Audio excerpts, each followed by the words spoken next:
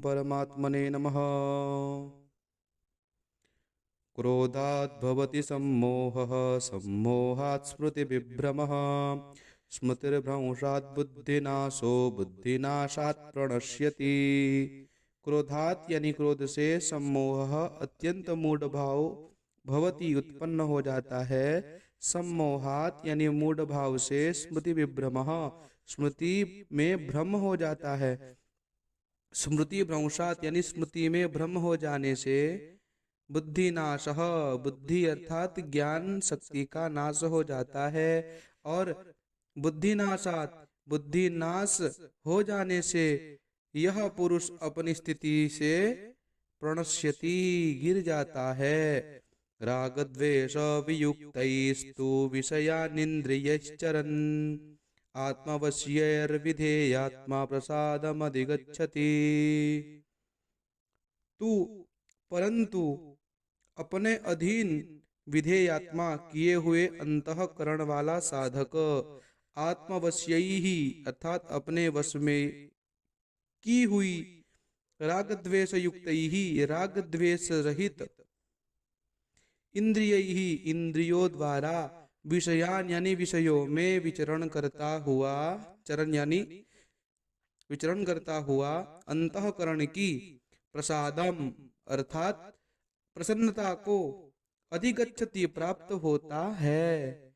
आगे क्या कहते हैं भगवान के प्रसादे सर्व दुखानां हानिरस्योपजायते प्रसन्न चेतसो ह्याशो बुद्धि पर्यवतिष्ठिते बुद्धि पर्यवतिष्ठते। अर्थात अर्थात प्रसादे अंतःकरण की प्रसन्नता होने पर अस्य यानी किसके सर्व दुखानाम संपूर्ण दुखों का हानि ही अभाव उपजायते हो जाता है। और उस प्रसन्न चेतसः प्रसन्न चित्त वाले कर्मयोगी की बुद्धि अर्थात बुद्धि आशु अर्थात शीघ्र ही सब ओर से हटकर एक परमात्मा में ही पर्यवतिष्ठते भली भांति स्थिर हो जाती है।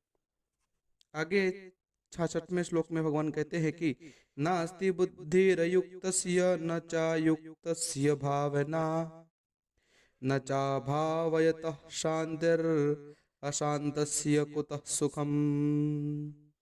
अयुक्तस्य अर्थात न जीते हुए मन और इंद्रियों वाले पुरुष में बुद्धि अर्थात निश्चयात्मिका बुद्धि न यानी कि नहीं अस्ति यानी होती च अर्थात और अयुक्तस्य अयुक्त मनुष्य के अंतःकरण में भावना अर्थात भावना भी न नहीं होती तथा अभावयतः अर्थात भावनाहीन मनुष्य को शांति अर्थात शांति नहीं मिलती। और अशांतस्य शांति रहित मनुष्य को सुखम अर्थात सुख कुतः यानी कैसे मिल सकता है।